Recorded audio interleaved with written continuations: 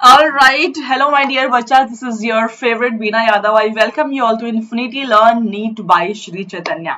बच्चे एनसीईआरटी सारांश में आज एक सुपर डुपर धमाकेदार सेशन की बारी है जो कि आपका 11th का पहला चैप्टर है। सबसे खास बात यह है इस चैप्टर की कि बहुत ही छोटा सा चैप्टर और बड़ा धमाका है। यहाँ से एक और एट मैक्स दो क्वेश्चंस आते हैं, बट हाँ एक सवाल तो जरूर आता है। ले देखिए 4 टॉपिक्स है, उसी 4 टॉपिक से आपका एक क्वेश्चन हर साल पूछ लिया जाता है। तो आज हम डिस्कस करेंगे इस चैप्टर को बड़ा ही क्रिस्प वे में।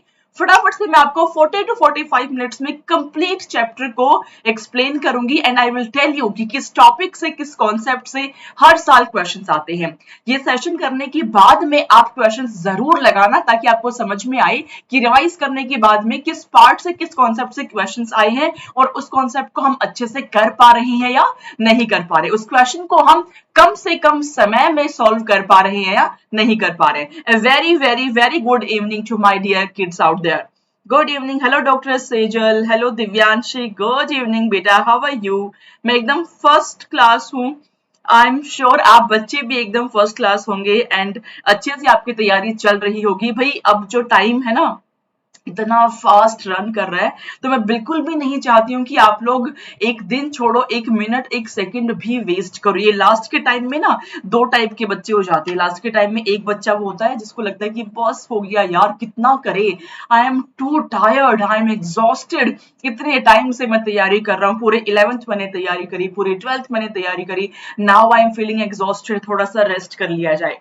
दूसरा बच्चा वो होता है जो ये सोचता है कि ये लास्ट का टाइम बचा है, मैंने पूरा 11वीं इसकी तैयारी करी है, पूरा 12वीं, इस लास्ट टाइम को भी मुझे डबल स्पीड से डबल एफिशिएंसी से यूज करना है। तो आपको सेकंड कैटेगरी में फॉल करना है।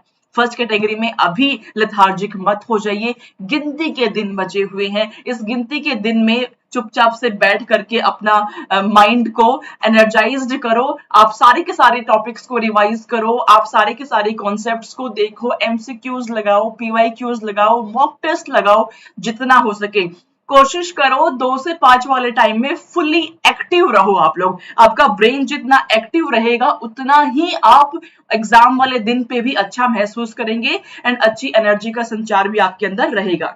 यस बच्चा टू है दिव्यांशी। तो ह्यूज सिलेबस डॉक्टर सेजल, ये ह्यूज सिलेबस के बाद ही, तपने के बाद ही आप ये डॉक्टर वर्ड को अच्छे से अपने नाम के आगे लगा पाएंगे। अभी तो आपने अपनी स्वेच्छा से इस वर्ड को लगा लिया अपने नाम के आगे, बट एक्चुअल में आपको रिकग्निशन तभी मिलेगा जब आप इस ह्यूज सिलेबस को पार कर जाओगे, इस नीट के एग्जाम को पार करके, वो स्टेथोस्कोप लेकर के, एप्रन पहन के बड़ा मजे से एकदम तफरिया मारोगे, तब आएगा मजा। Yes Pintu, hello Pintu class लगाओ बेटा, हेलो। हाँ जी, तो चलिए जी लेट्स गेट स्टार्टेड। मैंने कहा ये आपका 11वीं कक्षा का सबसे पहला चैप्टर, सबसे छोटा सा पैकेट एंड बड़ा धमाका है। अगर मैं समराइज करूं कि किस किस पार्ट से यहाँ से क्वेश्चन आ सकते हैं, तो सबसे पहले जो कॉन्सेप्ट मैं आपको लिखूंगी that is binomial nomenclature. Binomial nomenclature भैया एग्जामिनर ना बहुत ही कांस्टेंट रहता है इस चैप्टर को लेकर के। एग्जामिनर को लगता है मेंजीफेरा इंडिका का नाम लिखना ही नहीं आएगा मेरे बच्चों को। तो मैक्सिमम आप देखना एमसीक्यूज में पीवाईक्यू सॉल्व करते वक्त आपको ये फील होगा कि एग्जामिनर ने बार बार मेंजीफेरा इंडिका का नाम करेक्ट लिखने की पीछे आपसे क्वेश्चन पूछा गया है। तो क्या बाइनोमियल नोमेनक्लेचर है, क्या जीनस है, क्या स्पीसीज है, कैसे आप नामकरण कर सकते हैं किसी भी ऑर्गेनिज्म का, आज के सेशन में हम जानेंगे। सेकेंडली जो इंपॉर्टेंट कॉन्सेप्ट होता है that is taxonomical ads. Taxonomical, इसमें भी थोड़ा और अगर मैं स्पेसिफिक हो जाऊं तो हार्बेरियम। हार्बेरियम पे भैया बार बार सवाल पूछा जाता है कि क्विक रेफरल सिस्टम है या नहीं है, इसमें कैसे आप dried and pressed plant specimens को स्टोर कर पाते हैं। सारे ही टेक्सोनॉमिकल एड्स काफी इंपॉर्टेंट होते हैं, be it botanical garden, be it museum, be it herbarium. But हाँ अगर क्वेश्चन की फ्रीक्वेंसी वाइज अगर मैं बात करूं तो हार्बेरियम पे ज्यादा बार क्वेश्चन आपसे पूछा गया है। तो भैया ये दो कॉन्सेप्ट से ही आपका मैक्सिमम टाइम, मैं कहूंगी 80 to 90% ऑफ द टाइम अगर क्वेश्चन लिविंग वर्ल्ड का आपको पीवाईक्यूज में दिखेगा तो वो इसी दो टॉपिक से दिखेगा। ठीक है, हाँ जी बिल्कुल। If you want to shine like sun then you have to burn like sun. पहले तपना पड़ेगा, पहले जलना पड़ेगा। बेटा this is botany. Sejal this is botany. Ma'am इस चैप्टर से एक या दो ही क्वेश्चन। पिंटू बिल्कुल, मैंने आपको पहले ही कहा कि मैक्सिमम टाइम तो एक ही सवाल आता है, बहुत हुआ तो दो क्वेश्चन आपसे पूछ ले जाएंगे। पर आप देखिए ना, आपसे बहुत छोटे से टॉपिक से अगर दो क्वेश्चन बन गए मतलब आपके 8 नंबर। भैया 8 नंबर मतलब 8 स्टेप्स आगे टुवर्ड्स योर मेडिकल कॉलेज, आपके ड्रीम कॉलेज के आगे आप 8 कदम आगे बढ़ा देंगे अगर ये चैप्टर को आप अच्छे से पढ़ लेते हो तो चलिए जी लेट्स गेट स्टार्टेड। ज्यादा समय नहीं लूंगी, 40 मिनट एट मैक्स इस चैप्टर को देना है। ये मैक्सिमम टाइम है 40 मिनट्स। 40 मिनट्स में ही आप इस चैप्टर के सारे क्वेश्चंस को सॉल्व कर पाएंगे, ये वादा है, ये प्रॉमिस है। ऑलराइट एवरीवन, सेशन को लाइक शेयर, चैनल को सब्सक्राइब करते हुए जरूर चलेंगे। अगर आप फर्स्ट टाइम आए हैं मेरी क्लास में तो चैनल को सब्सक्राइब जरूर कर लेना। एंड इस सेशन को अपने सारे फ्रेंड्स, सारे ग्रुप्स, व्हाट्सएप, टेलीग्राम, इंस्टाग्राम, जितने भी ग्रुप्स आप लोग के हैं वो सबके अंदर जरूर शेयर कर देंगे। ऑलराइट, तो भाई स्टार्ट करते हैं आज की सुपर धमाकेदार कक्षा को। शगुन हो गया जी कक्षा में। Just a second. Good evening Newton बाबा, how are you? Just a second मेरे प्यारे बच्चों, मेरी पेन टैब में कुछ तो इश्यू हो गया है। शगुन, ये अच्छा शगुन होता है ना, क्लास शुरू होते के साथ अगर ऐसा कुछ टेक्निकल ग्लिच हो जाता है ना तो उस क्लास से क्वेश्चन जरूर आता है। ये हर साल का रिकॉर्ड है, ये हर साल का रिकॉर्ड है। तो टेक्निकल ग्लिच हो गया इसका मतलब शगुन हो गया बच्चों, और शगुन हो गया इसका मतलब यहाँ से सवाल आपसे जरूर पूछा जाएगा। ठीक है, हाँ जी, सुपर। चलिए तो मैं आपको बता देती हूँ, मीनवाइल ये सेटअप होता रहेगा। अगर मैं बात करूं क्या क्या हम आज पढ़ने वाले हैं, क्या क्या इस पूरे चैप्टर में है, तो first of all thing is what is living. आप शुरुआत करते हो यही से कि लाइफ क्या होते हैं, लिविंग ऑर्गेनिजम्स क्या होते हैं, लिविंग ऑर्गेनिज्म के क्या क्या फीचर्स होते हैं, what are defining features, what are characteristic features. फिर फीचर्स में हम 5 फीचर्स की बात करते हैं एनसीईआरटी में, ग्रोथ की, मेटाबॉलिज्म की, सेलुलर ऑर्गेनाइजेशन की, रिप्रोडक्शन की, एंड फाइनली कॉन्शियसनेस की। ये 5 फीचर्स में से which feature are defining feature, which ones are characteristic feature, ये आपको समझाऊंगी मैं। देन सेकेंड टॉपिक आपका आ जाता है अबाउट द नॉमेनक्लेचर। किसी भी ऑर्गेनिज्म की नेमिंग अगर आपको करनी है तो बहुत सारे साइंटिस्ट ने काफी एफर्ट्स लगाए। किसी ने कहा कि यार नाम में ना 3 वर्ड्स होने चाहिए, we should have trinomial nomenclature, but successful नहीं हो पाया। जो फाइनली सक्सेसफुल मॉडल था दैट वाज बाइनोमियल नॉमेनक्लेचर, मतलब किसी भी ऑर्गेनिज्म के नाम को लिखने के लिए we should have 2 words, one is genus and second is species. ये क्या क्या रूल्स होते हैं नाम को लिखने के, इसके बारे में हम बात करेंगे। Then we have taxonomical categories, KP, COF, GS क्या होता है, what is kingdom, what is phylum, what is genus, what is species, and last but not the least we have taxonomical aids। क्या क्या टेक्निक्स होती है जिससे कि आप इंफॉर्मेशन को स्टोर कर सकते हो या आप उस पूरे ऑर्गेनिज्म को ही स्टोर कर सकते हो। तो वी हैव 4 डिफरेंट टाइप्स। हम इसमें बात करेंगे हार्बेरियम की, बोटेनिकल गार्डन की, म्यूजियम की एंड जोलॉजिकल पार्क्स की। Last but not the least we have one more topic which is की के बारे में भी हम बात करेंगे। Ma'am what about the basics? Doctor Sejal बेटा ये जो सेशन आप अभी लगा रही हो, ये सेशन में आपको बहुत ही क्विक रिवीजन मिलेगा पूरे चैप्टर का। ठीक है, जो बेसिक्स की अगर आपको क्लास लगानी है, if you are aspirant of 2023 this session is for you, but if you are a बच्चा ऑफ 2024 या 2025 तो उसके लिए हम डिटेल्ड में सारी क्लासेस के लिए बहुत जल्दी सेशंस लेके आने वाले हैं। कंप्लीट सीरीज आपकी लॉन्च होगी, A to Z सब कुछ आपको 11वीं 12वीं का उसमें पढ़ाया जाएगा। ऑलराइट, तो चलिए जी 2023 के बच्चों के लिए शुरुआत करते हैं, श्री गणेश करते हैं व्हाट इज लाइफ से। लाइफ क्या होती है यहाँ से शुरुआत करी जाए। तो भाई अगर हम बात करें लाइफ की तो बिल्कुल भी फिलोसॉफिकल होने की जरूरत नहीं है कि जिंदगी तो गुलजार है जी, जिंदगी तो सुनसान है जी, है ना, ऐसे अजीब अजीब आंसर्स आप देना शुरू करते हैं। तो जिंदगी गुलजार नहीं है, जिंदगी is a unique complex organisation of molecules.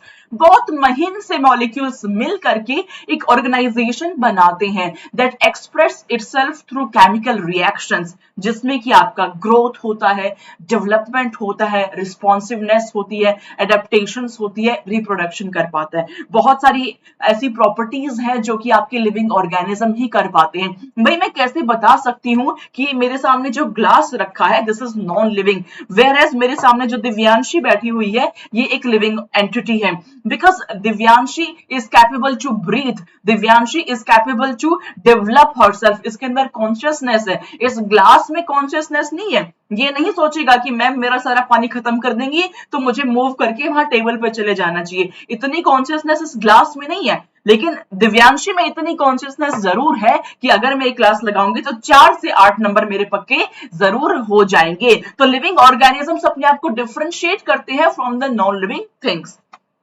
क्या क्या प्रॉपर्टीज होती है जिसके बेसिस पे हम डिफरेंशिएशन देखते हैं। तो भैया मैं आपको दो वर्ड समझा रही हूं बच्चों, एक तो होता है आपका डिफाइनिंग फीचर। ओहो ऐसे मत करो भाई पेन टैबलेट आप, है ना, this is not done, this is not done, what's wrong with you. Yes तो भैया मैं आपको दो कैरेक्टरिस्टिक्स बताने वाली हूँ, दो फीचर्स बताने वाली हूँ। किसी भी कैरेक्टर को, किसी भी फीचर को मैं डिफरेंशिएट कर सकती हूँ first into the defining feature. आप बस सुन लो मेरी बात, first into the defining feature, second into the characteristic feature. दोनों में क्या डिफरेंस होता है। अगर मैं किसी भी फीचर को डिफाइनिंग फीचर कहती हूं तो उसको दो बातों में खरा उतरना पड़ेगा। There should be two properties जो उस डिफाइनिंग फीचर में होनी चाहिए, दैट्स अ मस्ट, वो होनी ही होनी चाहिए। First one is it should be present in all the living organisms without any exception.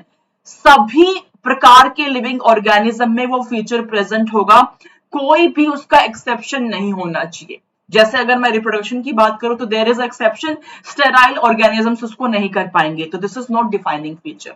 समझ पा रहे हो। तो डिफाइनिंग फीचर के लिए दो प्रॉपर्टीज होना जरूरी है। पहली तो ये, it should be present in all the living organisms without any exception, first one.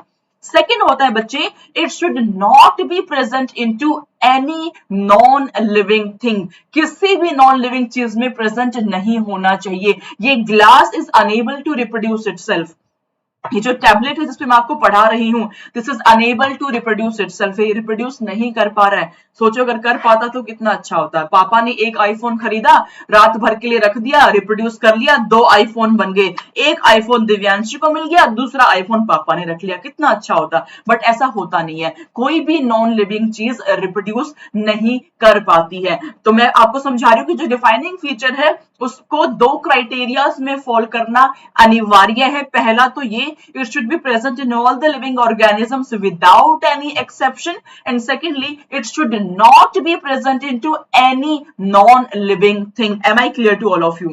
Am I clear? अगर ये दो प्रॉपर्टीज है तो उसको मैं कहूंगी डिफाइनिंग फीचर, और अगर ये दोनों में से एक भी क्राइटेरिया फुलफिल नहीं होता उसको मैं कहूंगी कैरेक्टरिस्टिक फीचर, उसको मैं कहूंगी characteristic feature. Am I clear to all of you? हाँ जी बच्चाज, do let me know in the comment box, am I clear? Yes ma'am, clear।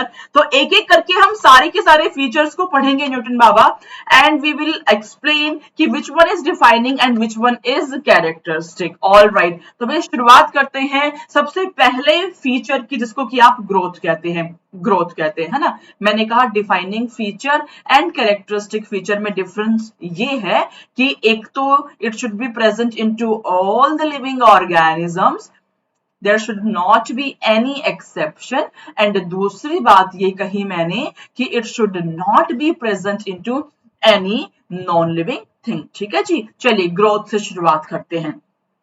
Growth के लिए आपकी एनसीईआरटी लिखती है this is having twin characters.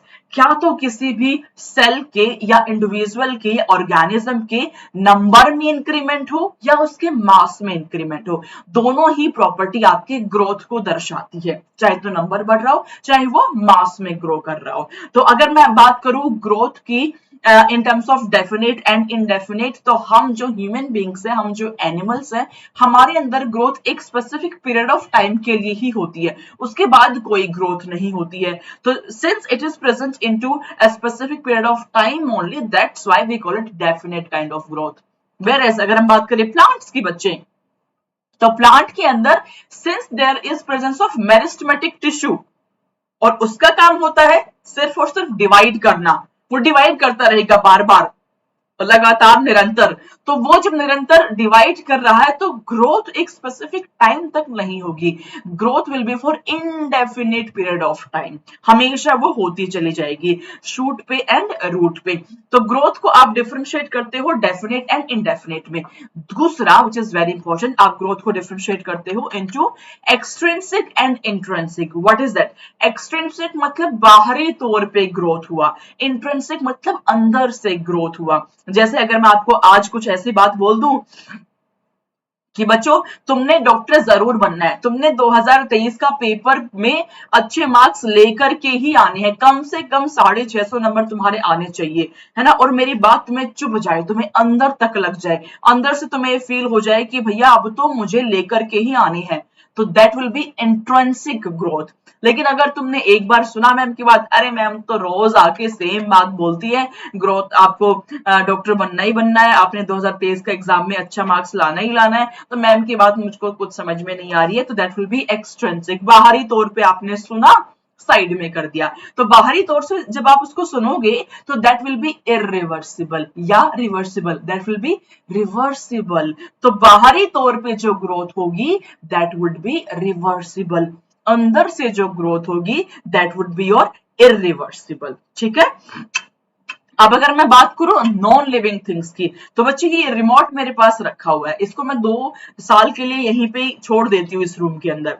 2 साल के बाद जब मैं इस रिमोट को उठाऊंगी तो इसके ऊपर एक धूल की लेयर आपको दिखेगी, तो मैं कहती हूँ मास में इंक्रीमेंट हुआ है, मतलब ग्रोथ हुई है। बोलो यस मैम हुई है, ग्रोथ हुई है इसकी, यस डेफिनेटली हुई है। बट अगर मैं उस धूल को हटा दूं तो वो जो ग्रोथ हुई थी वो क्या हो गई, वो रिवर्स हो गई है। ठीक है, तो नॉन लिविंग के केस में growth will be external, extrinsic and reversible. 3 word आप याद रख लेना, external, extrinsic and reversible growth will be in case of non living thing. Whereas अगर मैं बात करूं इंट्रिंसिक, इंटरनल ग्रोथ की, आप देखते हो अपने छोटे भाई बहन को, है ना, मेरा छोटा बच्चा है काफी 9 मंथ्स का वो हो गया है, तो जब ये 1 मंथ से 9 मंथ की जर्नी इसने करी है तो इसकी सेल्स में इंक्रीमेंट हुआ, इसके सेल की मास में इंक्रीमेंट हुआ, है ना। अब ये 1 मंथ से 9 मंथ का हो चुका है, तो क्या मैं इसको किसी भी तरीके से वापस से 1 मंथ का कर सकती हूँ, मारपीट करके उसको वापस से छोटा कर सकती हूँ 1 मंथ का? Answer is no. क्यों? क्योंकि सेल्स का प्रोटोप्लाज्म में इंक्रीमेंट हुआ है, सेल में इंटरनल ग्रोथ हुई है। तो लिविंग ऑर्गेनिज्म के केस में जो ग्रोथ होती है that will be internal, intrinsic and irreversible, उसको आप कभी भी रिवर्स नहीं कर सकते हो। Am I clear to all of you? ये बात मेरे समझ में आई बच्चों? मेरा पेन चल गया, यस, तो मैं लिख रही हूं इंट्रिंसिक, ये आपका लिविंग ऑर्गेनिजम्स में देखने को मिलेगी, इसको आप इंटरनल ग्रोथ भी कहते हैं, and it will be irreversible. ठीक है बच्चों, डन एंड अंडरस्टूड, परफेक्ट। ये आपकी नॉन लिविंग में होगी, इसको आप एक्सटर्नल ग्रोथ कहते हैं, और ये रिवर्सिबल हो सकती है। अब मुझको एक बात बताओ, मैंने कहा कि किसी भी फीचर को डिफाइनिंग फीचर होने के लिए उसमें 2 क्राइटेरियाज होने चाहिए। पहला तो ये, it should be present in all the living organism without any exception, तो सारे लिविंग ऑर्गेनिज्म में ग्रोथ जरूर होगा, there is no exception to it. पहली चीज, क्राइटेरिया फुलफिल हुआ, जी हाँ फुलफिल हुआ। दूसरा क्राइटेरिया मेरे बच्चों ये भी है, it should not be present into any non living thing but it is present into all the non living thing also. तो क्या मैं इसको डिफाइनिंग फीचर कहूं? यस और no in the chat box. क्या मैं इसको डिफाइनिंग फीचर कहूं? यस और no in the chat box. बोलो मैम नहीं, दोनों क्राइटेरिया फुलफिल होना अनिवार्य है। It is not a defining property for living organism, it is not a defining property for living organism. मेरी बात आ गई समझ? मेरी बात आई? हाँ जी, it is a characteristic feature, not a defining feature. Moving on to the second one, which is reproduction. बच्चे री का मतलब होता है अगेन, प्रोडक्शन मींस प्रोड्यूस करना, तो अपने ही टाइप के ऑर्गेनिजम्स को वापस से प्रोड्यूस करना कहलाता है रिप्रोडक्शन। तो it is formation of new individuals of similar kind, एक ही के जैसे ऑर्गेनिजम्स को प्रोड्यूस करना। अब ये ऑर्गेनिज्म के सर्वाइवल के लिए एसेंशियल नहीं है, बट स्पीसीज की कॉन्टिन्यूटी को मेंटेन करने के लिए एसेंशियल है। अपने ही टाइप के ऑर्गेनिज्म प्रोड्यूस होंगे तभी तो स्पीसीज की कॉन्टिन्यूटी भी मेंटेन हो पाएगी। रिप्रोडक्शन डिस्टिंग्विश करता है लिविंग ऑर्गेनिज्म को नॉन लिविंग से। मैंने अभी आपको एग्जांपल दिया कि मैं अगर ये सोचूं कि भैया नॉन लिविंग चीजें भी रिप्रोड्यूस कर ले तो कितना अच्छा हो। मैंने रात को ये रिमोट रख के सो गई, सवेरे मैंने देखा मेरे पास डाइकन के 2 एसी के रिमोट आ गए हैं, है ना। तो ऐसा होता नहीं है, नॉन लिविंग चीजें आपके रिप्रोड्यूस नहीं करती है, लिविंग ऑर्गेनिजम्स ही रिप्रोड्यूस कर पाते हैं। अगर हम बात करें बच्चे कितने टाइप का रिप्रोडक्शन हो सकता है, तो we can have asexual, we can have sexual type of reproduction. What is asexual? A means absence, sexual means sexual। तो सेक्सुअल क्या हो गया जी? अगर तो आपका गैमीट्स का फॉर्मेशन हो और उस गैमीट का फ्यूजन हो, उसको मैं कहूंगी सेक्सुअल रिप्रोडक्शन। और अगर गैमीट का फॉर्मेशन एंड फ्यूजन ना हो, उसको मैं एसेक्सुअल कहूंगी। एसेक्सुअल में फॉर्मेशन तो फिर भी पॉसिबल है, बट फ्यूजन ऑफ गैमीट बिल्कुल भी पॉसिबल, बिल्कुल भी फिजिबल नहीं है। तो सिंपल सी बात है, एसेक्सुअल का मतलब हुआ एब्सेंस ऑफ सेक्सुअल रिप्रोडक्शन। जहां पे फ्यूजन ऑफ गैमीट नहीं होता वो एसेक्सुअल होगा, जहां पे फ्यूजन ऑफ गैमीट होता है वो सेक्सुअल होगा। अब हम बात करते हैं भैया नॉन लिविंग में तो नहीं प्रेजेंट होगा, ठीक बात है, बट क्या सभी लिविंग ऑर्गेनिज्म रिप्रोड्यूस करने की कैपेबिलिटी रखते हैं? तो answer is no. There are sterile couples also जो रिप्रोड्यूस नहीं कर पाते हैं, जो अपने ही टाइप के ऑर्गेनिज्म को प्रोड्यूस नहीं कर पाते हैं। इनफैक्ट अगर हम बात करें म्यूल की, mule is also sterile, mule आगे चल के अपने ही जैसे प्रोजेनिस को प्रोड्यूस नहीं कर पाता है। तो बच्चे reproduction is present in to living organism, but there are exception. तो याद करो, 2 बातें मैंने आपको बताई थी कि it should be present into all the living organisms without any exception, but we can see exception। तो living organisms में present है but exception है। क्या मैं इसको defining feature कहूं? बोलो नहीं मैम, इसको हम defining feature नहीं कह सकते, but this is essential for our life। ये जरूरत होती है, इसके बिना continuity of species maintain नहीं हो पाएगा। That's why we can see that this is fundamental for life, fundamental for life, but this is not a defining feature, this is not a defining feature। am I clear?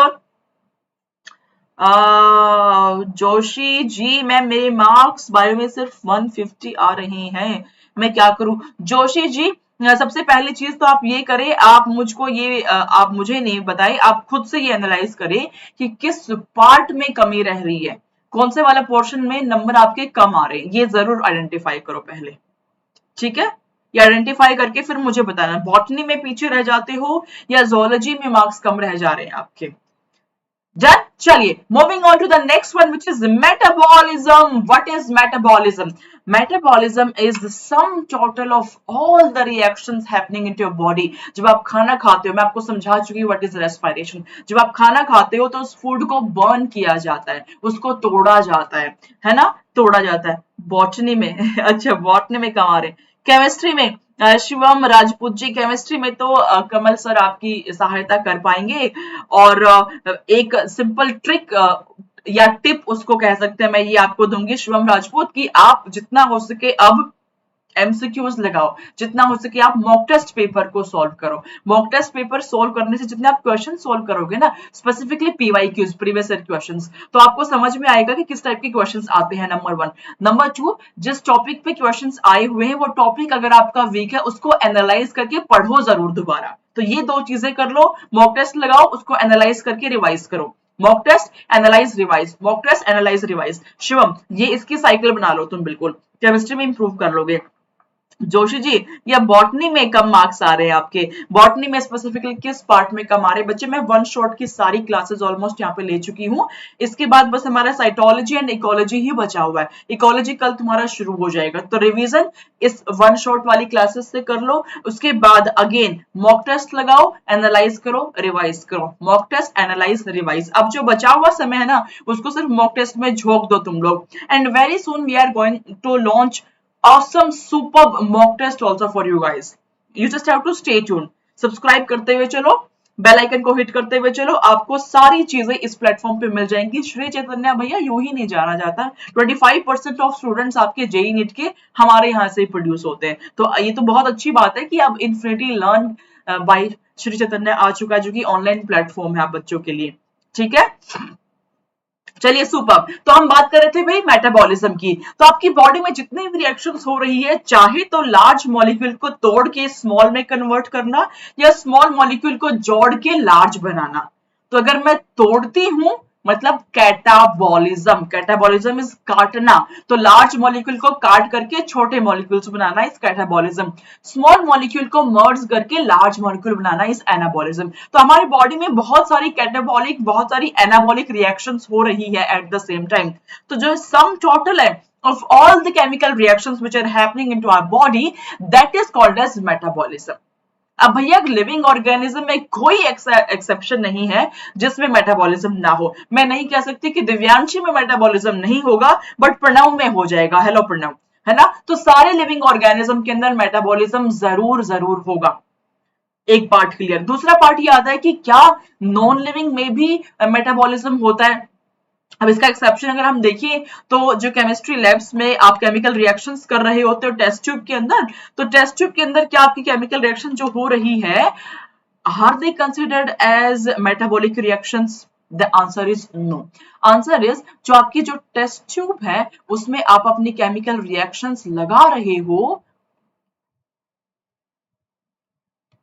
They are not under a defined cell. वो किसी defined cell में नहीं हो रही है, वो live reactions है।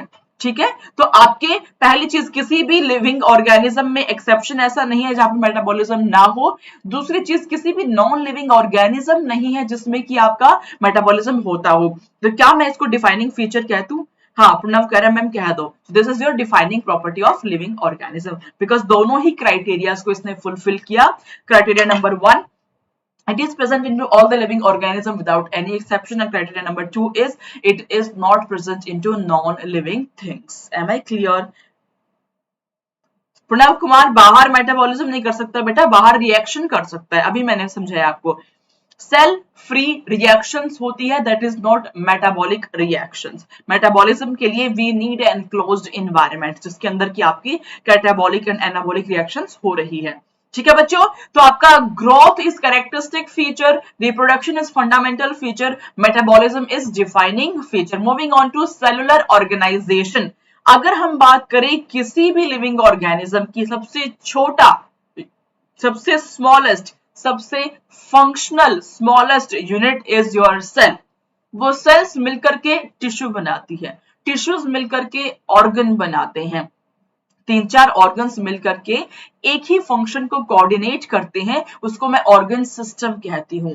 तो ह्यूमन बींग्स में, एनिमल में ऑर्गन सिस्टम प्रेजेंट होता है। प्लांट्स में on the other hand we have organ level, वहां पे ऑर्गन सिस्टम लेवल नहीं होता है। ठीक है, but be it plant, be it animal, सबसे छोटा स्मॉलेस्ट यूनिट जो है that will be your cell.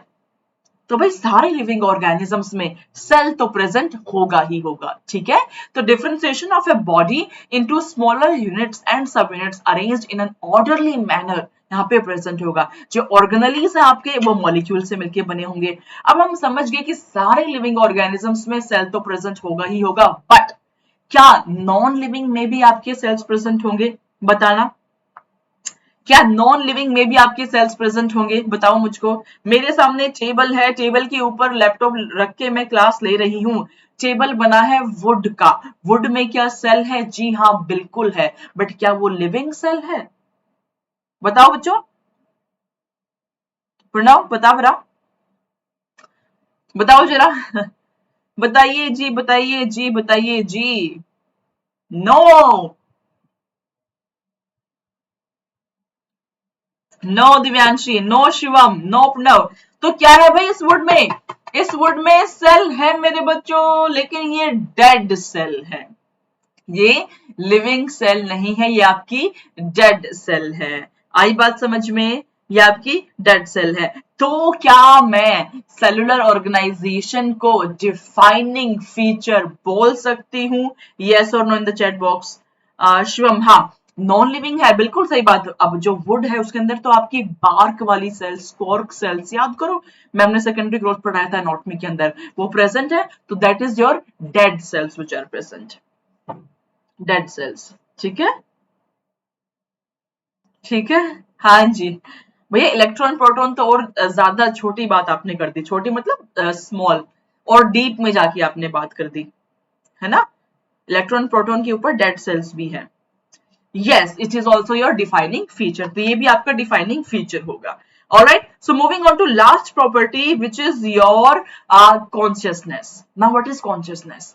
Consciousness होता है अपने सराउंडिंग्स से अवेयर होना, है ना। अवेयर, कितना ब्यूटीफुल ये जीफ है, देखो, अवेयरनेस फ्रॉम योर सराउंडिंग्स, है ना। अच्छे डॉक्टर बनना, ऐसे डॉक्टर मत बनना कि इलाज करने जाओ और पेशेंट ऐसे तुम्हारे को लात ही मार रहा है, लात नहीं खानी है, ठीक है। हाँ जी, तो कॉन्शियसनेस होता है बच्चों awareness from your surrounding in response to your external stimulus. अब आपको पता है अच्छे से कि भैया मेरे 15-20 दिन बच गए हैं, आपको अवेयरनेस इस चीज की, तो आपको पता है कि भाई मैम मुझे कह रही है कि मॉक टेस्ट लगाना है, I will take mock test on daily basis. 3 घंटे वाला मॉक टेस्ट मैं एक वीक में 3 बार जरूर लगाऊंगा, मैं 2 से 5 एकदम एक्टिव जरूर रहूंगा, मैं अपने ब्रेन की एनर्जीज को चैनलाइज जरूर जरूर जरूर रखूंगा, है ना। ये सारी बातें क्यों आप समझ पा रहे हो, क्यों आपके जहन में आ रही है? Because you are conscious enough, आपके अंदर कॉन्शियसनेस है। लेकिन इस ग्लास को नहीं पता है, इस ग्लास को ये नहीं पता कि मैं अगर यहीं पड़ा रहूंगा तो मैम मेरा सारा पानी खत्म कर देंगी, मैम और पानी डाल लेंगी, उसको भी खत्म कर देंगी, इसको कोई आइडिया नहीं इस चीज का। तो नॉन लिविंग चीजों में कोई कॉन्शियसनेस नहीं होती है, लिविंग बींग्स में कॉन्शियसनेस पाई जाती है। एंड वी ह्यूमन बींग्स, हम तो एक्स्ट्रा ही कॉन्शियस होते हैं, हमारे अंदर सेल्फ कॉन्शियसनेस नाम का प्राणी भी होता है। वो क्या होता है?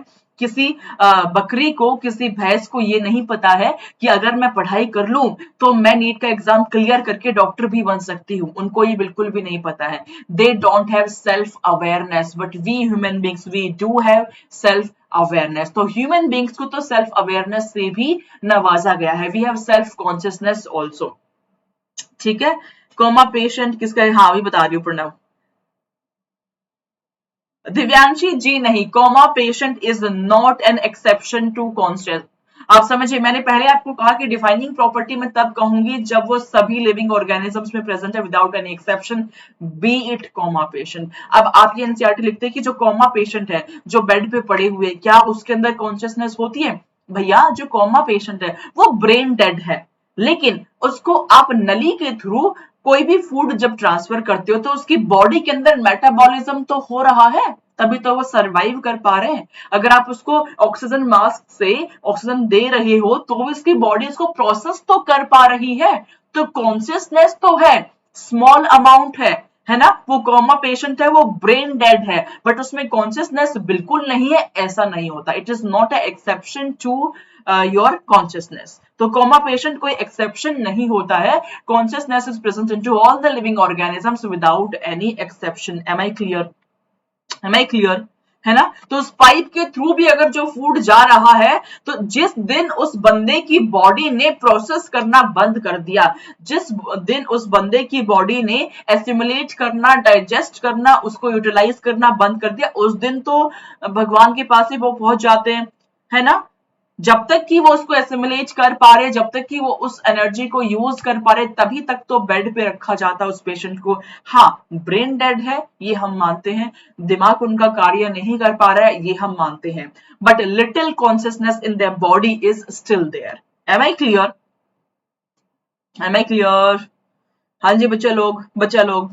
तो भैया ये बात नहीं है कि वो आपका कोई एक्सेप्शन होगा, अगर एक्सेप्शन हुआ तो कॉन्शियसनेस को आप डिफाइनिंग प्रॉपर्टी मानेंगे ही नहीं, बट हम मानते हैं उसको क्योंकि there is no exception to it.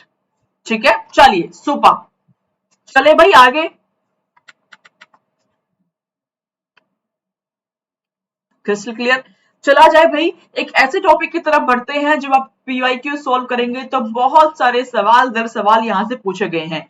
क्या होता है बाइनल नोमेनक्लेचर? अब मैं तुम्हारे को बैकग्राउंड देने की बजाय सीधा मुद्दे पे आती हूँ। अगर आप किसी भी ऑर्गेनिज्म के नाम को याद रखना चाहते हो, मैं चाहती हूँ कि मैं ज्यादा लंबे समय तक अपने बच्चों को समझ पाऊं, तो मुझे याद रहेगा हमेशा Divyanshi Bhargav, Divyanshi genus, Bhargav is species name. मुझे याद रहेगा Pranav Kumar, Pranav is genus, Kumar is species name. मुझे याद रहेगा Newton Baba, Newton is genus, Baba is species name.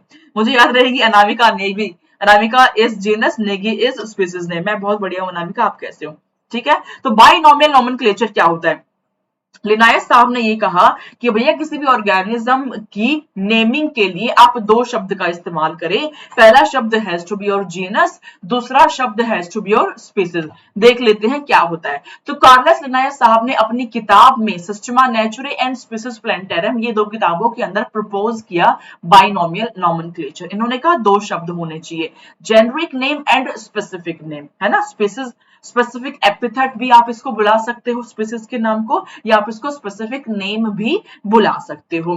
क्या क्या रूल्स होने चाहिए किसी नाम को लिखने के लिए? तो भाई उस टाइम पे लैटिन लैंग्वेज ही काफी प्रचलित थी, तो साइंटिफिक नेम्स को कहा गया कि आप लैटिन में ही लिखिए। भाई बड़ी ही प्रॉब्लम ये होती थी उस समय पे कि मान लीजिए उत्तराखंड में किसी सब्जी को टमाटर बोलते हैं, लेकिन हरियाणा में उस सब्जी को कुछ और नाम से नवाज दिया गया। तो जब रिसर्चर्स ने अपने पेपर्स को लिखना शुरू किया तो जिक्र हो रहा है टमाटर का, लेकिन हम लिख रहे हैं कद्दू के बारे में, तो बड़ा ही एम्बिग्यूटी सी हो गई through the vernacular names. Vernacular names are the local names. इसीलिए ये सोचा गया कि भाई कुछ ऐसे शब्द होने चाहिए, ऐसे नेम होने चाहिए जो वर्ल्ड वाइड एक्सेप्टेड हो, जो हर कोई एक्सेप्ट करे। ठीक है, इसीलिए बाइनोमियल नोमेनक्लेचर का फंडा हमारे सामने आया।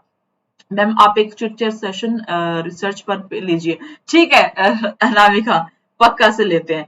मैम एस दो बुक किस पूछ सकते हैं ना? ना प्रणव कुमार, ऐसा सवाल कभी नहीं पूछा जाएगा किस ईयर में पब्लिश हुई है। ठीक है, टेंशन मत ले, जितना मैम बता रही है ना उतना उतना ही पूछा जाएगा तुमसे। एग्जाम में दुआओं में याद रखोगे, जब पेपर लिख रहे होगे ना तो तुम्हें याद आएगा, अरे मैम ने ये बात बोली थी, वाह ये क्वेश्चन आ गया। मैम ने कहा था मैंजी फेरा इंडिका, वाह जी वाह, अंडरलाइन पे ही क्वेश्चन आ गया है। मैम ने कहा था सेकेंडरी ग्रोथ, वाह जी वाह सवाल आ गया है ना। तो उस टाइम पे तुम याद करोगे, टेंशन नहीं लेनी है बिल्कुल भी, पढ़ते हुए चलना है। ठीक है, हाँ जी सुपर। तो अगर हम बात करें नोमेनक्लेचर के क्या क्या रूल्स बनाए गए, तो 4 रूल्स बनाए गए।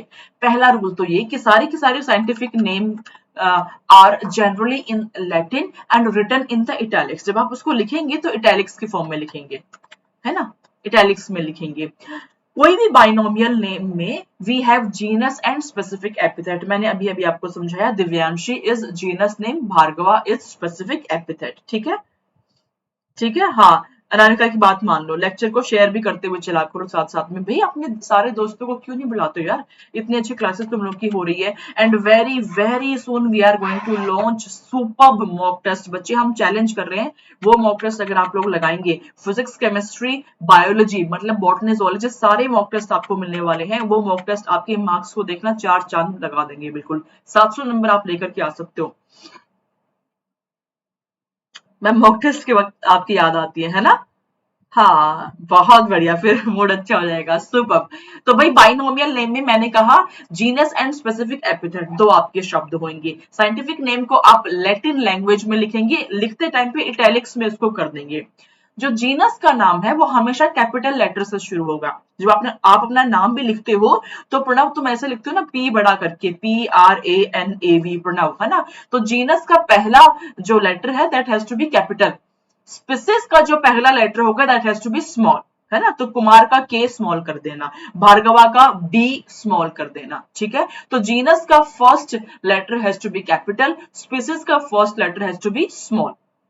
Last but not the list, जब आप हैंड रिटन उसको लिख रहे हैं तो सेपरेटली अंडरलाइन करते। अब आप कहेंगे मैम सेपरेटली अंडरलाइन क्यों करना है? सेपरेटली अंडरलाइन करना है ताकि वो ये दर्शा सके कि लैटिन ओरिजिन है उसका।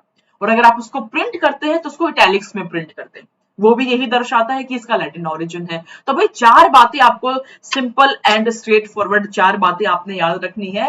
But are the rules of nomenclature, पहला चीज तो ये कि सारे के सारे scientific names are generally in Latin and written in italics में आप उसको लिख रहे होते हैं। बाइनोमियल नेम में 2 शब्द आपके आते हैं, genus and specific epithet.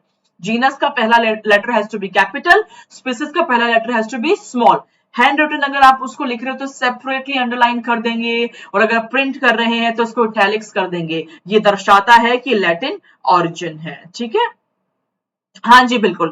Third नाम आप साइंटिस्ट को के लिए लिख सकते हो, बट एब्रीविएशन में उसको लिखना पड़ेगा, पूरा नाम आप नहीं लिखेंगे। जैसे कि प्रणव कुमार का नाम अगर लिखना बीना मैम सिखा रही है, मैंने इजाद किया, तो पीछे आप उसमें बीन लिख देंगे, पूरा बीना नहीं लिखना, एब्रीविएशन उसमें लिखना है। ठीक है, लिन लिखते हो, लिनायस नहीं लिखते हो, लाइक दैट। ठीक है, डन। ऑलराइट, तो बच्चे ले दे के तुम्हारी एनसीईआरटी ने मैंजीफेरा इंडिका का एग्जांपल दिया हुआ है। मेरा पेन टैब काम नहीं कर रहा है, तो आप समझ जाओ मैंजीफेरा इंडिका। मेरे को चैट बॉक्स में बता देना तुम लोग कि मैंजीफेरा इंडिका आपके एनसीईआरटी ने किस तरीके से लिखा हुआ है मैंजीफेरा इंडिका, क्योंकि एग्जामिनर तुमसे यही पूछेगा कि find out the correct name with respect to binomial nomenclature. 4 नाम तुमको दे देगा, तुमको फंसाने के लिए। मैंजीफेरा का एम छोटा कर देगा, कभी इंडिका का आई बड़ा कर देगा, कभी एम बड़ा तो कर दिया बट इंडिका का आई भी बड़ा कर दिया। इस टाइप के आपको फंसाने के लिए यूज करेगा। ठीक है,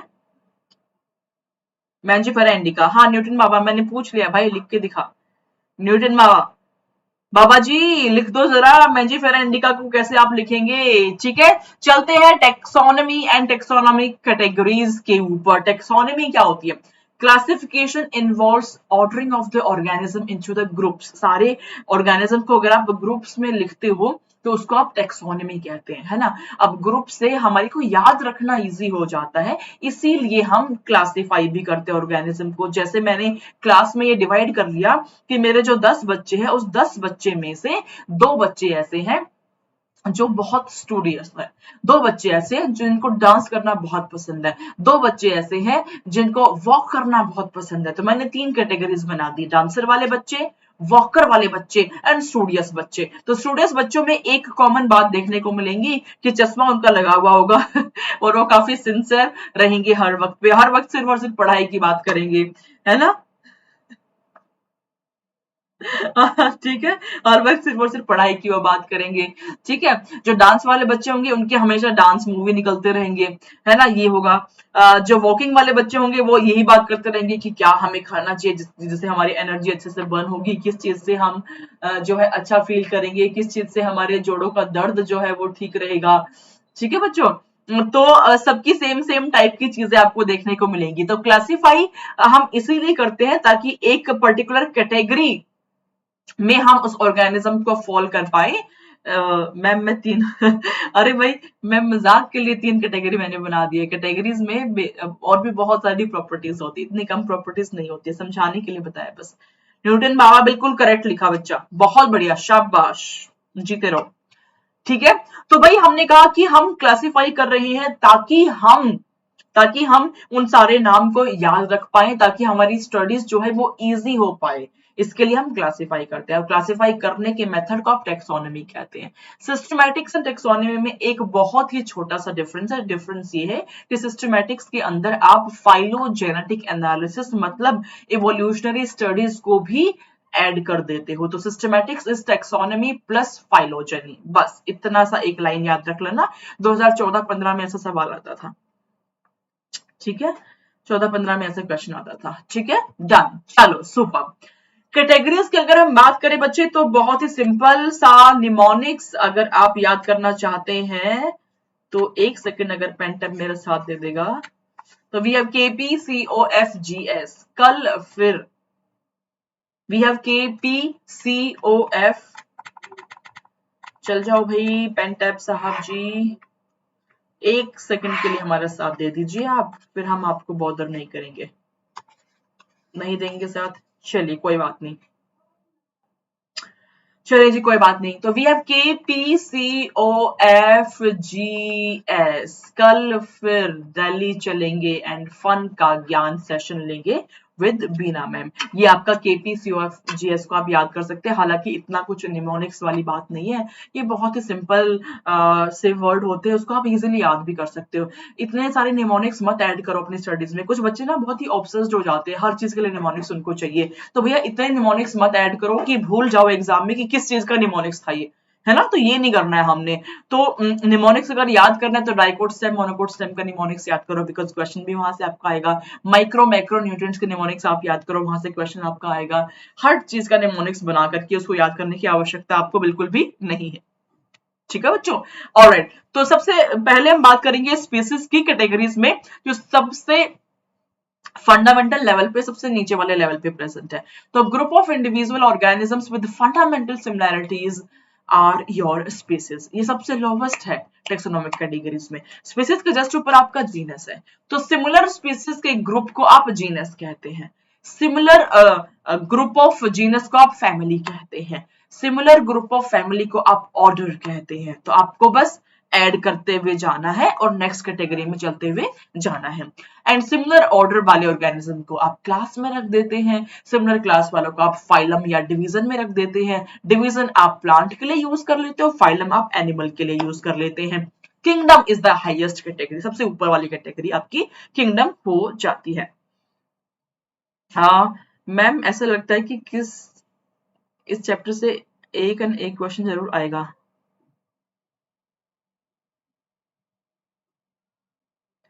दिव्यांशी, हाँ जी हाँ, एक क्वेश्चन जरूर आएगा बेटा।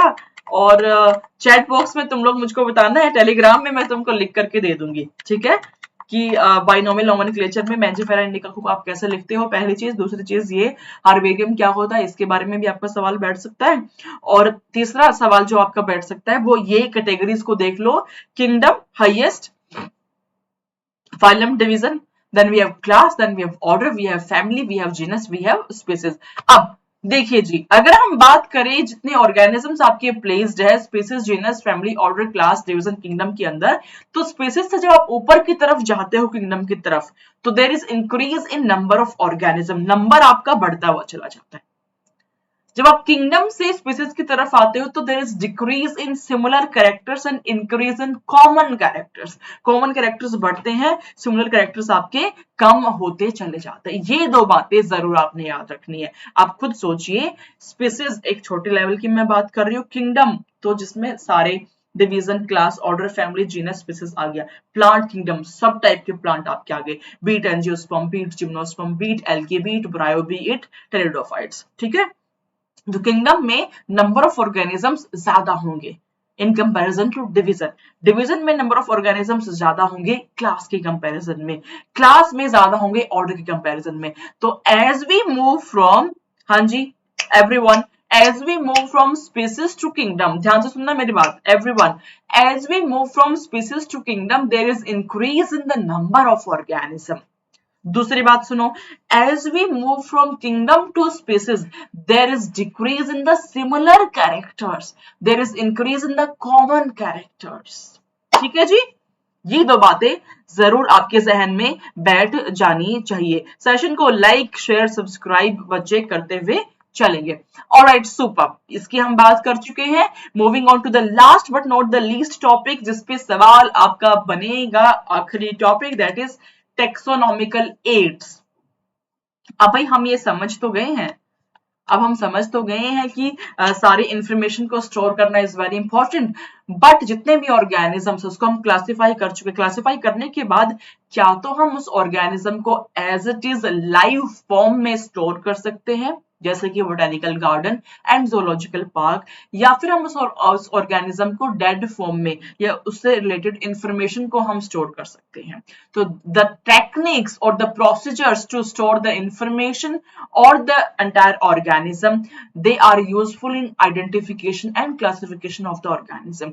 ये सारी टेक्निक्स को आप टेक्सोनॉमिकल एड्स कहते हैं, इसको आप टेक्सोनॉमिकल एड्स कहते हैं, ठीक है जी। चलिए शुरुआत करते हैं हम हार्बेरियम से। Herbarium, botanical garden, manual, flora, quiz, zoological parks, museum, monograph, ये सब के सब आपके टेक्सोनॉमिकल एड्स होती है। हार्बेरियम, जिससे बहुत बार आपसे सवाल पूछा गया है, एनसीईआरटी कहती है it is a quick referral system. Diagram में देखिए, इस तरीके से आपको हार्बेरियम दिख रहा होता है, ऐसे ड्राइड शीट के अंदर हार्बेरियम इज अ प्लेस जहां पे ड्राइड, प्रेस्ड एंड प्रिजर्व करते हो प्लांट स्पेसिमेन को, और एक शीट के ऊपर लिख करके उसके सारी इंफॉर्मेशन आप लिख रख देते हो। तो क्विकली आप रेफर कर सकते हो बिकॉज अल्फाबेटिकल अरेंजमेंट में यहाँ पे अरेंज होता है। बेंथम एंड हुकर सर के सिस्टम के हिसाब से आपने सारी की सारी शीट्स को अरेंज कर दिया होता है। आई एम प्रिटी श्योर 11वीं कक्षा में आपके स्कूल में आपसे हार्बेरियम जरूर बनवाया होगा। यस और no in the chat box. बनवाया है आपके स्कूल में हार्बेरियम बनवाया है? हाँ बच्चे पार्टी जल्दी बताओ चैट बॉक्स में। यस, तो it is a quick referral system. ये एक ऐसा प्लेस है जहां पे कि आप dried, pressed, preserved plant specimen को शीट्स के ऊपर रख के, है ना न्यूटन? हाँ बिल्कुल, हर एक स्कूल में बनवाते हैं बेटा, है ना। Moving on to next one, botanical garden. I am sure botanical garden में आप बच्चों ने विजिट किया होगा जरूर, बिकॉज स्कूल वाले विजिट कराते हैं। बोटेनिकल गार्डन में आप लाइव फॉर्म में अपने प्लांट्स को कंजर्व कर सकते हो। ये natural and economical reference system होता है। सबसे पहला बोटेनिकल गार्डन थियोफ्रेस्टस साहब ने बनाया था। अगर हम बात करें फेमस, क्वेश्चन कहां से आता है? क्वेश्चन इस स्लाइड से आएगा जो मैंने अभी अभी आपको दिखाई है। जो फेमस बोटेनिकल गार्डन्स है, नंबर 1 रॉयल बोटेनिकल गार्डन जो कि क्यू इंग्लैंड में है। Indian botanical garden number 2 Howrah में है। National botanical garden research institute जो कि लखनऊ में है। ये 3 नाम आपके जहन में बैठ जाने चाहिए बोटेनिकल गार्डन के, which is very important. Botanical garden में आप लाइव प्लांट को कंजर्व करते हैं, लाइव प्लांट्स को आप कंजर्व कर रहे हैं। सिमिलरली म्यूजियम की अगर हम बात करें, ये जो डायग्राम तुमको दिख रहे हैं तुमने अपनी बायोलॉजिकल लैब्स में जरूर देखे होंगे। देखें बच्चे, स्टारफिश तो हर कहीं होता है, सस्ता सुंदर टिकाऊ स्पेसिमेन। हर किसी एजुकेशनल इंस्टीट्यूट में आपको स्टारफिश तो जरूर देखने को मिल जाएगा। यस, तो collection of preserved plant and animal specimen is your museum. Specimens को आप यूज करते हो for study and reference. Generally आपके एजुकेशनल इंस्टीट्यूट्स में देखने को मिल जाते हैं ना बच्चे। है ना आपके स्कूल में स्टारफिश? बताओ मेरे को, है ना। फॉर्मलिन सॉल्यूशन में आप ऐसे सस्पेंड करके रख देते हैं स्पेसिमेन को, that would be your museum. जो ऑब्जेक्टिव है of preparing a museum is to record the information and preserve specimen for taxonomical studies. Preserve plant and animal को हम कलेक्ट करते हैं, उसको प्रिजर्व करते हैं कंटेनर्स एंड द जार्स में। इंसेक्ट्स की अगर हम बात करें तो कलेक्ट करते हैं, किलिंग करते हैं, देन उसको पिन अप करके हम रख देते हैं। Birds and mammals since they are large enough, उसको स्टफ करते हैं, देन उसको प्रिजर्व कर देते हैं। And one more thing, museum also have collection of skeleton of animals. Skeleton भी आपने देखा होगा अपने बायोलैब में, है ना। बायोलैब में स्केलेटन भी आपने देखा होगा। यार प्रणव के मैसेज से मेरे को याद आया, बेबी शार्क दिखते ही मुझे बस वो गाना ही याद आता है यार, baby shark doo doo doo doo doo doo, baby shark doo doo doo doo doo doo. ये हाँ जी, यस स्केलेटन होता है। हाँ, superb, that is your museum. Moving on to zoological parks, जहां पे कि आप एनिमल को कंजर्व करते हैं, प्रिजर्व नहीं आप कंजर्व करते हैं। तो एनिमल को प्रोटेक्टेड एनवायरनमेंट में रखना, ऐसे एनवायरनमेंट में जो उनके लिए अच्छा एनवायरनमेंट होगा। हालांकि मैं कहती हूँ कि नेचुरल एनवायरनमेंट में रखना, नेचुरल जहां पे एक्चुअली एनिमल रहते हैं, that is more beneficial for them. But yes, हम चाहते हैं कि हम उनको कंजर्व करके रखें ताकि फर्दर स्टडीज में उससे हमें हेल्प मिल जाए। तो जोलॉजिकल पार्क के अंदर आप एनिमल को कंजर्व करके रखते हैं, ठीक है। प्रोटेक्टेड एनवायरनमेंट में आप रखते हैं अंडर ह्यूमन केयर। कोई डाउट, समस्या, आपत्ति कुछ भी है बच्चों तो लिखते हुए चलो, मैं देखते हुए चल रही हूँ चैट बॉक्स में। कुछ भी आपको प्रॉब्लम अगर फील हो रही है तो प्लीज पूछते हुए चलो। Last but not the least बच्चों, देयर इज की। What is the key? अगर हम बात करें की is also a taxonomical add. ये एक एनालिटिकल टूल होता है जो कि आइडेंटिफाई करने में ऑर्गेनिजम्स को हेल्प करता है। कैसे? बेसिकली जो ऑर्गेनिज्म हमें आइडेंटिफाई करना है उसको हम बहुत सारी स्टेटमेंट्स के थ्रू रन कराते हैं। की विल प्रोवाइड 2 कॉन्ट्रास्टिंग कैरेक्टर्स, जिसको आप कपलेट कहते हैं, कॉन्ट्रास्टिंग। हर एक स्टेटमेंट को आप लीड कहते हैं। एग्जाम्पल से समझ में आएगा बहुत अच्छे से। एग्जाम्पल देख लेते हैं। अगर मेरे सामने कोई ऑर्गेनिज्म है, वो वर्टिब्रेट है, तो पहला स्टेटमेंट मेरे सामने आया, does it have fur, which is a lead. Couplet है नो और यस। अगर इस पे फर है तो मैमल्स हो गया, अगर फर नहीं है तो मेरे सामने एक और स्टेटमेंट आया, डज इट हैव फेदर्स। फर तो नहीं है बट क्या उसमें फेदर्स है?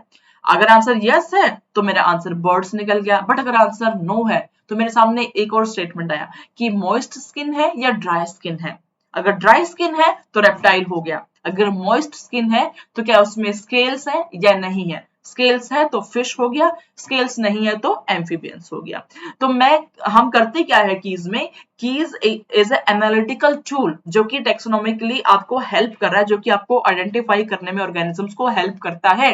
कैसे? स्टेटमेंट्स के थ्रू पास करना होता है। अब ये मैंने आपको समझा दिया, एक्चुअल में कंप्यूटर के थ्रू ये होता है, बहुत सारे स्टेटमेंट्स के थ्रू आप पास कराते हो। जैसे मेरे सामने मान लिया मैंने ये एक नया ऑर्गेनिज्म फाइंड आउट किया, ठीक है, अब मुझको पता लगाना है कि ऑर्गेनिज्म है क्या, ये वर्टिब्रेट है या नहीं है। तो पहले मैंने देखा कि क्या इसमें फर है, आंसर आया नो, मतलब मैमल तो नहीं है। अच्छा, क्या इसमें फेदर है, आंसर आया नो, मतलब बर्ड्स तो नहीं है। फिर मैंने देखा इसकी ड्राई स्किन है क्या, हाँ हाँ इसकी ड्राई स्किन है, अरे ये तो रेप्टाइल है, अरे ये तो रेप्टाइल है। तो like that we identify the organism on the basis of keys. Am I clear to all of you?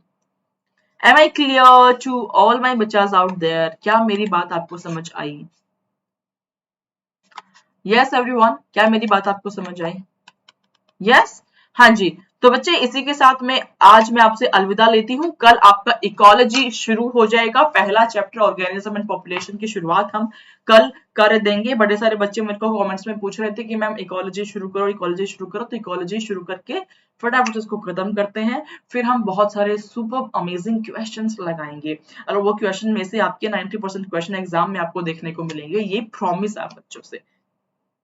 ठीक है, सेशन को शेयर करते हुए चला करो, लाइक करा करो, शेयर करा करो, अपने सारे दोस्तों को मोहल्ले में भी शोर मचा दिया करो कि बड़े अच्छे सेशन हो रहे हैं। तो फटाफट से यहाँ पे आ जाओ। नया चैनल बनाया है श्री चैतन्य ने ताकि आप बच्चों को ऑनलाइन स्टडीज भी दी जा सके। ठीक है, चलिए सुपर। तो मिलेंगे हम नेक्स्ट क्लास में बच्चों, तब तक के लिए अपना ख्याल रखिए, सारे बच्चे मस्त रहे, स्वस्थ रहे, व्यस्त रहे, त्रस्त मत हो, परेशान मत हो। God bless you all, love you all, see you tomorrow, bye everyone.